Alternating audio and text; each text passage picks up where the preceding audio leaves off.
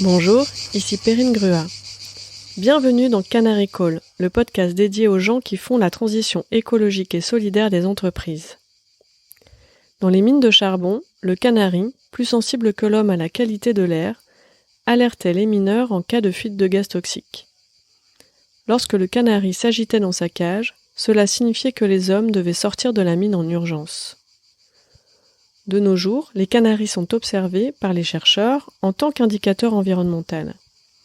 Ce petit oiseau a la faculté de détecter des dangers environnementaux proches, l'amenant à fuir son habitat naturel. Il permet aux scientifiques d'anticiper de potentielles catastrophes. J'ai donc décidé d'aller à la rencontre des pionnières et des pionniers de la transition écologique et solidaire. Cela fait une vingtaine d'années que j'ai la chance d'accompagner les talents de l'innovation, du digital et de l'entrepreneuriat via le recrutement, la formation et le coaching. Je suis persuadée que le déclic viendra de ces passionnés, curieux et pédagogues, avides d'impact et qui sauront convaincre plus que contraindre, jouer collectif plus que briller, apprendre en faisant aujourd'hui plutôt que d'attendre un plan parfait demain. À travers ces entretiens, vous allez faire la connaissance de ces femmes et de ces hommes qui font bouger les lignes au service d'une économie durable et inclusive. Après des semaines de confinement et éventuellement une escapade pour les vacances, l'idée de changer de vie nous traverse l'esprit plus ou moins sérieusement. Comment certains trouvent le courage de passer à l'acte vraiment ? Comment dépasser ses peurs et accepter les incertitudes ? La ville use parfois, mais saurons-nous être heureux à la campagne ? Sur un fond sonore de cigales, dans l'ambiance détendue du mois d'août, l'expérience inspirante d'Eva et Simon trouve naturellement sa place parmi les épisodes de Canary Call. Eva, néerlandaise, et Simon, anglais, et leur fille Lily, ont célébré leur 5e anniversaire de vie à Saint-Siffray dans le Gard. Ils ont quitté 2 brillantes carrières et Londres pour changer de vie. Ils ont troqué le rythme frénétique contre le calme, un style de vie urbain contre une grande proximité avec la nature et les animaux. Dans une démarche permanente d'adaptation à la culture locale, ils ont généreusement fait l'effort de parler en français pour partager leur cheminement avec nous via le podcast. C'est avec beaucoup de douceur, d'écoute de soi et de l'autre que cette famille a réussi à vivre le grand changement. Tandis que beaucoup parlent de changer de vie, ils l'ont vraiment fait. Ils nous expliquent comment, c'est en arrêtant de trop réfléchir et de tout essayer de prévoir qu'ils ont réussi à provoquer leur bonheur. Bonjour Eva, bonjour Simon. Bonjour. On est chez vous, à Saint-Siffray, c'est ça ? Ouais. Où est-ce que c'est Saint-Siffray ? C'est dans le Gard, à côté de Uzès, pas loin de Nîmes. Pas loin de le pont du Gard aussi. Ah Ouais. oui, le pont du Gard, le fameux. Ouais. Eva, Simon, beaucoup de gens rêvent de changer de vie. Vous l'avez fait concrètement. Vous êtes passé de la City à Londres à Saint-Siffray. Ouais. Et nous parlons aujourd'hui depuis votre jardin. Ouais. Donc Eva, pourrais-tu me décrire votre logement à Londres ? C'était en plein milieu de la ville, dans une petite maison, tout petit en fait. On avait un mini jardin, on était proche d'un parc et ça s'appelle Parsons Green, mais c'était tout autre chose qu'ici. Justement, Simon, pour donner un peu un aperçu aux auditeurs, est-ce que tu pourrais nous décrire ta maison ici ? C'est l'autre chose. C'est super. Il y a un grand jardin dans le sud avec le soleil. C'est parfait. Il y a une piscine aussi. Pour nous, c'est notre vie. Et quel métier est-ce que vous exerciez Quel métier exerciez-vous quand vous étiez à Londres tous les deux ? Moi, je travaillais pour une banque, Lloyds Banking Group, et je faisais la titrisation des crédits pendant longtemps, très longtemps. Et en plein pendant la crise financière 2009. Oui. Et moi, j'étais un hôtelier, un directeur de l'hôtel. 5 étoiles dans le centre de Londres. Ah, c'est pour ça qu'on se sent si bien chez vous. Ouais. Tu sais recevoir. Oui, ça continue. Et encore le training de Simon. Et donc vous êtes arrivé quand ici? 2015. 2015. Oui, avril 2015. Et ça fait 5 ans déjà. Joli anniversaire. Ouais. Oui, merci. C'est vrai. Vous avez fêté le 5e anniversaire en plein confinement? Ah oui, ouais, en fait. Oui, c'est en avril, non? Oui, c'était en avril. En confinement. Et c'était un peu important à cause du Brexit, parce que Simon aura besoin d'un titre de séjour, et après 5 ans, tu as la possibilité de demander un titre à longue durée, un titre permanent. Alors c'était un peu important, les 5 ans. Les 5 ans, félicitations. Ouais. Et comment est-ce que vous avez eu le déclic? Parce que il y a beaucoup de gens qui en parlent, de déménager, de changer de vie, de quitter les grandes villes, de changer de job, de tout ça. Mais vous l'avez fait concrètement. Comment est-ce que vous avez eu le déclic?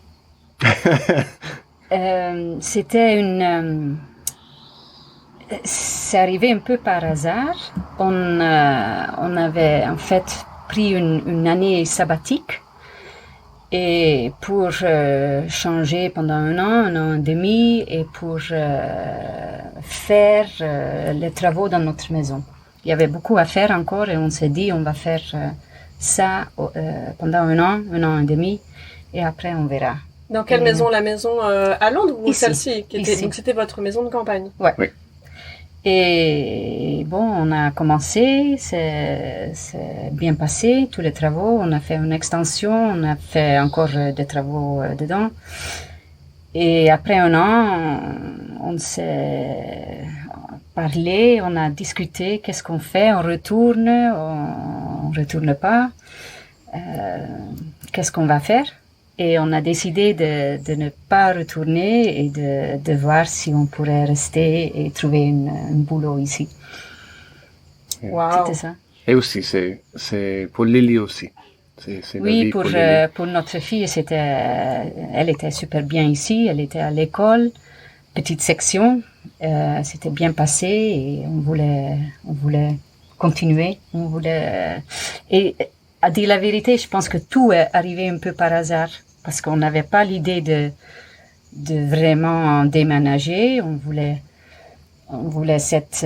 passer cette année sabbatique en France, et on a trouvé tous les deux le travail par hasard ici, que nous a permis de rester, de pas retourner en Angleterre. Par hasard. Ouais, mais c'est vrai, c'était par hasard.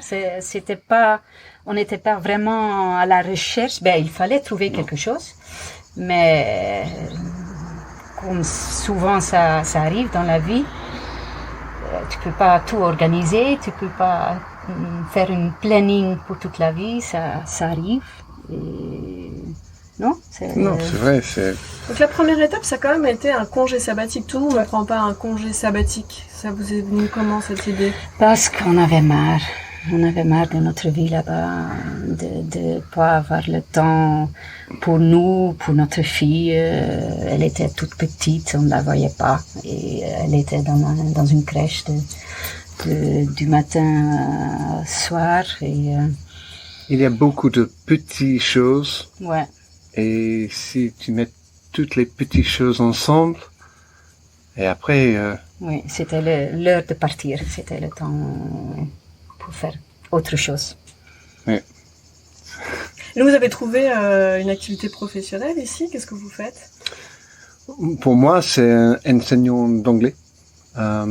J'ai 2 écoles ici, un à Nîmes et l'autre à Uzès. Et aussi à Saint-Suffré, bénévole. Et c'est une chance. C'est une soir, quand je parlais avec madame, elle a dit, est-ce que vous voulez faire l'anglais à l'école? J'ai dit oui, pourquoi pas. Et comme ça, j'ai trouvé le travail. C'est très simple comme ça. Donc c'est une qualité relationnelle aussi avec les personnes ici. Oui, et j'ai changé 200 employés pour 200 enfants. C'est magique. C'est la même chose. C'est exactement la même chose. Mais je pense les enfants un peu plus faciles de les adultes.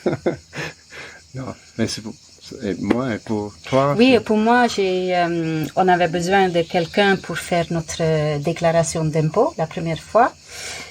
Et on a trouvé un monsieur, un Anglais qui travaillait ici depuis très longtemps.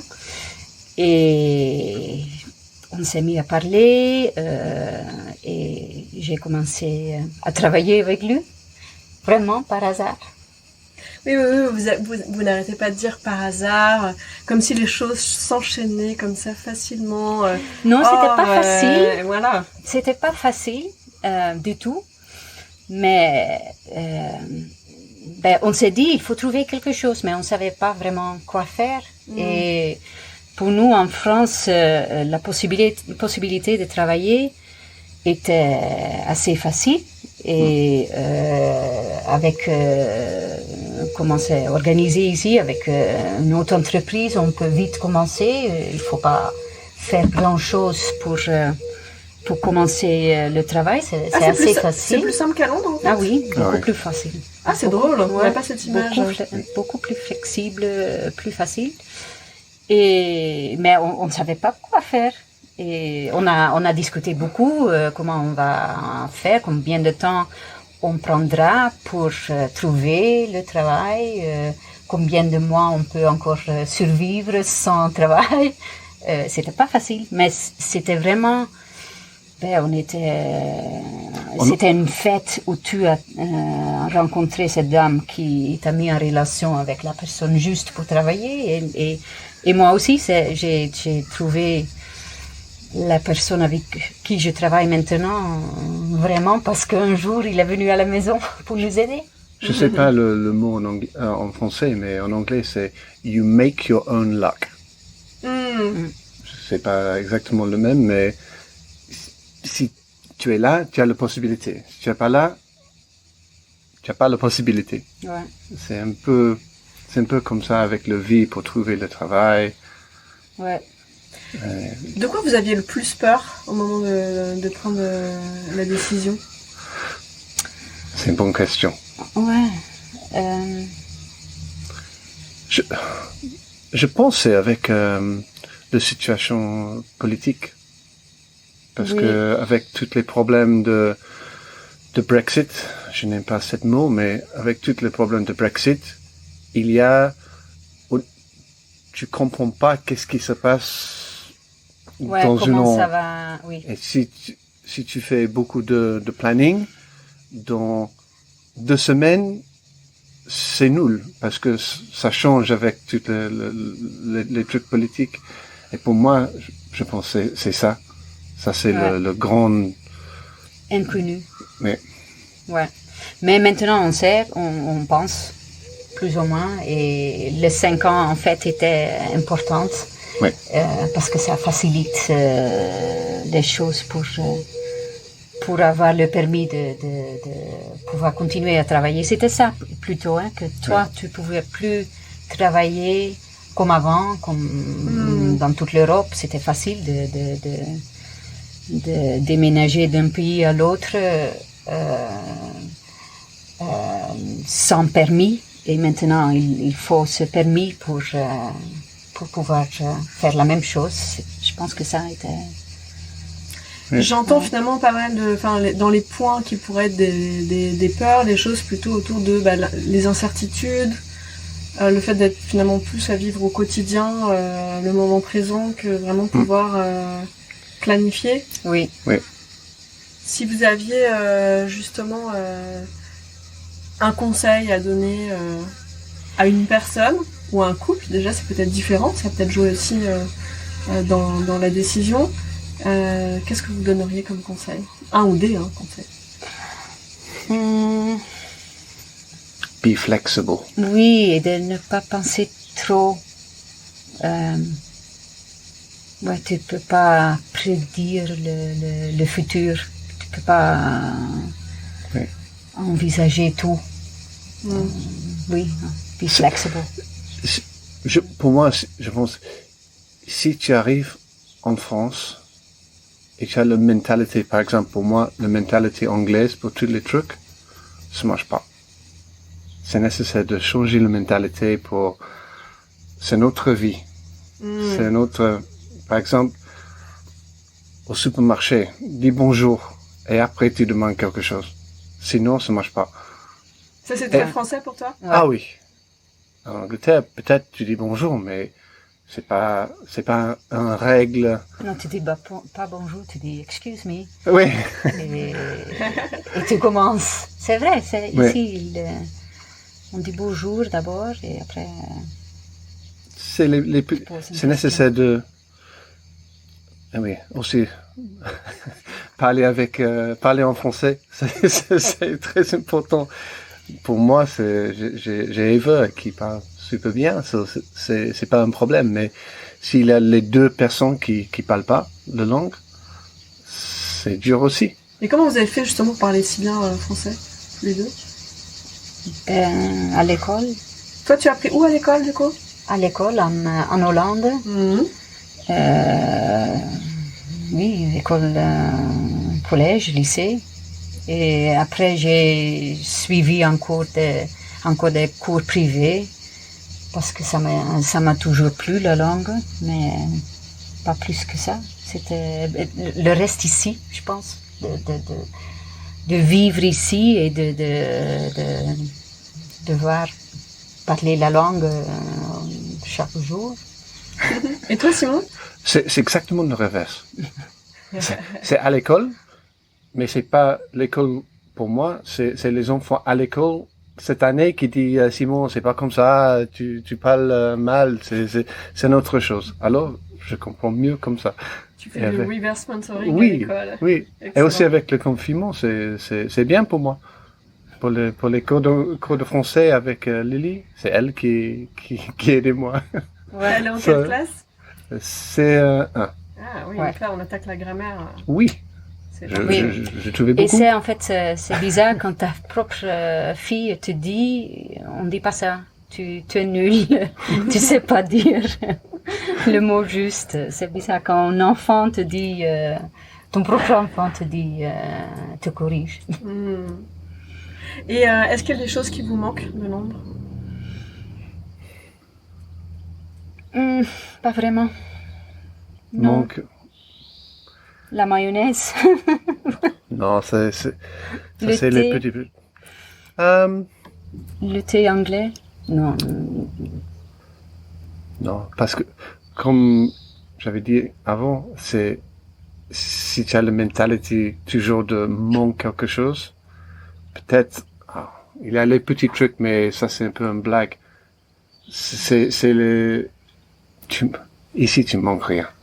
Le pluie, non. Peut-être en été, quand c'est nécessaire pour le pluie, mais non. Et justement, tu parles de la pluie que t'as pas forcément envie de retrouver. Est-ce qu'il y a des choses de Londres ou de votre vie d'avant que vous n'aimeriez absolument pas retrouver un jour, puisque vous ne savez pas de quoi est fait le futur et que vous vivez avec ça? Est-ce qu'il y a des choses maintenant qui pour vous sont des certitudes, c'est vraiment plus jamais? Ben, oui, j'ai déjà oublié le mot en français, mais le rat race, ça me manque vraiment pas. J'ai plus envie de faire cette vie-là. Le hamster dans sa roue. Ouais. C'est ça? Ok. Rat race. Hamster dans sa roue. Pour moi, c'est les petites choses. C'est le stress. C'est le stress à Londres quand c'est petit, mais tu arrives à la maison, il n'y a pas la place pour le parking. Il y a 5 minutes pour prendre le métro. Il y a le stress parce qu'il y a un problème, quelque chose. Tous les petits trucs comme ça, c'est le stress. Et pourquoi? Quotidien. Pourquoi tu stresses pour 5 minutes?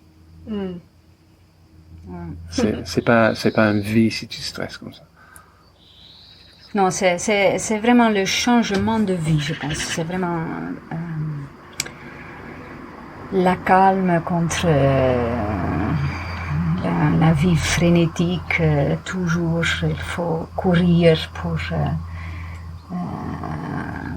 pouvoir faire tout ce qu'il faut faire. Et ici aussi, on a beaucoup à faire, mais c'est un style de vie qui est complètement différent. Et Vous avez beaucoup d'animaux ici. Est-ce qu'ils sont tous arrivés en même temps? Ça commence avec Noisette. Noisette, c'est un labrador. Et c'est un peu notre fille pour nous. Et après, il y a les 4 poules. Ouais. Et le dernier, c'est Lucky. C'est un petit croisé de poubelle, de je ne sais pas, de terrier, de dachshund, de SPA. Mais il est adorable. Et quel rôle quelle place les animaux tiennent-ils dans votre vie? C'est nouveau ça, non? Oui, parce qu'à Londres, il n'y avait pas d'espace et pas de temps pour les animaux. Ouais, c'est arrivé comme ça. Ouais, ça me plaît beaucoup.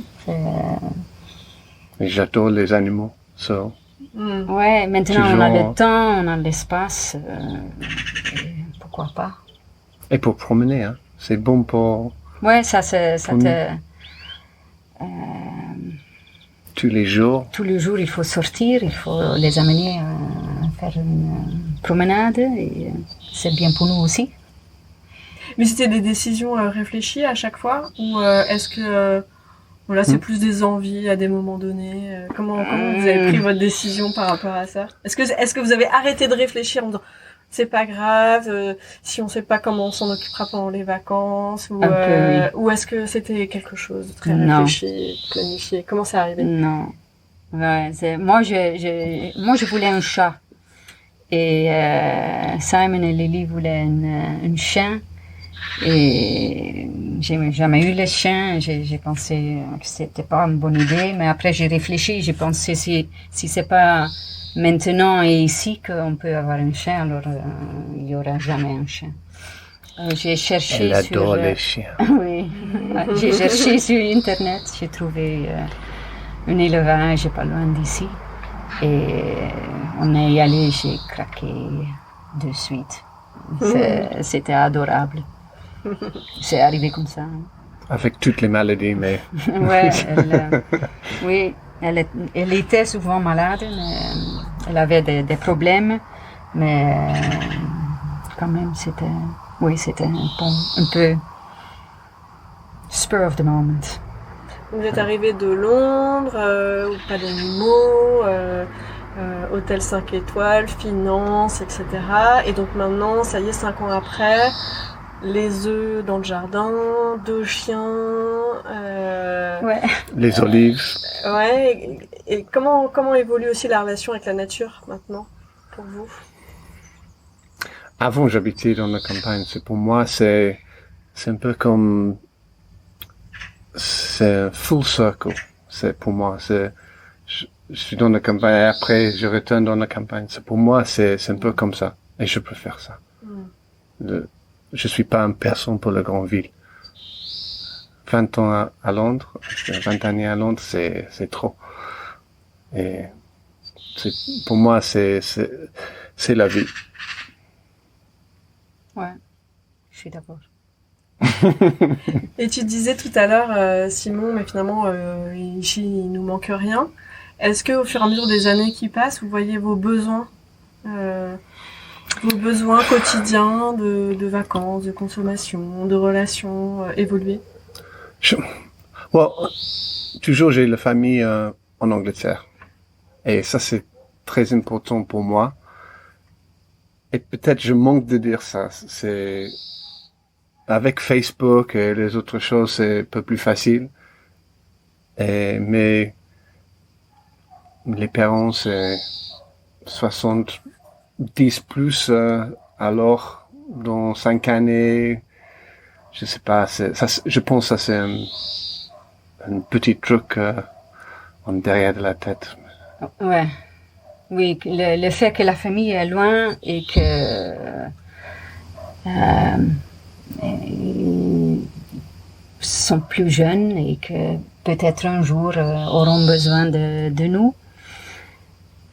Mais on essaie de pas trop penser à ça, je pense. Et on s'est dit, on va au moins finir l'école primaire ici. Et après, on peut. C'est un autre moment pour réfléchir. C'est notre stage. Le futur. Et bon, si on reste, on reste.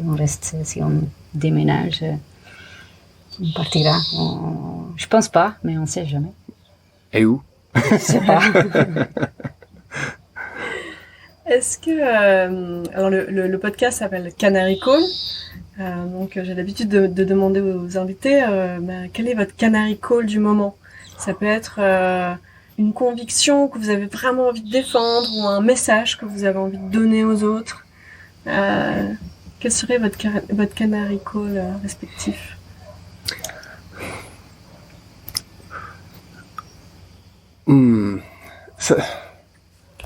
Je sais en anglais, mais c'est un peu difficile d'expliquer. Vas-y en anglais.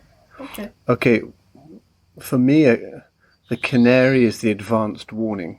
And maybe you have to have courage and health. And you also have to be flexible to the change that will come. Because you can plan anything you want, but it will change. And together you need to be willing to change and be flexible. So my canary call is have courage, be flexible and be positive. Ouais, c'est vrai, on se demande souvent, on se pose la question, est-ce que tu es encore content ici? Est-ce que tu te trouves encore bien ici? Et on se fait beaucoup cette demande pour savoir si l'autre est encore content de vivre ici et d'avoir fait cette choix. Et je pense que si un des deux vraiment a l'opportunité ou a plus de faire quelque chose d'autre ou a plus envie de cette vie, il veut vraiment changer, il faut bien réfléchir et d'être flexible. Et qui sait que la vie... c'est intéressant, j'entends vraiment quelque chose autour de ne pas trop planifier, vivre plus le moment présent et rester à l'écoute de l'autre et de soi. Ouais. Oui, on ne sait jamais que la vie donnera et combien de temps on a, alors c'est mieux d'en profiter. Don't regret. Ouais. Pas de regret. Pour conclure, quelle musique, quelle chanson vous aimeriez écouter là tout de suite, là maintenant? Allez, Eva. Je sais pas. Tu peux chanter si tu veux. Oh yes, please. Bon, pour Lily, je sais. Dance Monkey. Tu nous la chantes? Dance me dance. Non. Chanson. Pour moi, c'est toujours, c'est un mix, c'est un mélange. Emile Sandé, Rag and Bone Man, Snow Patrol, Coldplay, j'adore des trucs comme ça. Eva, elle adore Phil Collins. Génial, bon, vous allez remplir la moitié de la playlist, parce que c'est la question qu'on pose à la fin de chaque interview. C'est vrai? De Canary Call, et la playlist est disponible sur Spotify. Ah, c'est pas vrai. Et puis sur Apple Music aussi. Donc on va remplir la playlist ensemble. Okay. Avec plaisir, mais donc pour la fin de celui-là, je retiens Dance Monkey. Ça marche. Merci beaucoup pour votre accueil et pour ce partage. Avec plaisir. Eva, Oui, Simon. avec plaisir. Voilà, je retiens, ne pas trop réfléchir, ne pas trop planifier, rester à son écoute, rester à l'écoute de l'autre. C'est ça. Puis, Ouais. C'est vrai. Merci. Merci. Merci à toi. J'espère que vous avez eu autant d'intérêt que moi à écouter mon invité. L'objectif de ces rencontres est de comprendre comment identifier, recruter, développer et protéger ces pionniers de la transition écologique et solidaire. Si comme moi, vous êtes convaincu qu'il faut écouter l'alerte de ces canaris et passer à l'action, aidez-moi à dénicher et valoriser ces femmes et ces hommes de l'ombre qui font bouger les lignes au sein des entreprises. N'hésitez pas à me soumettre des noms de personnes ou à me mettre en relation via mes réseaux sociaux.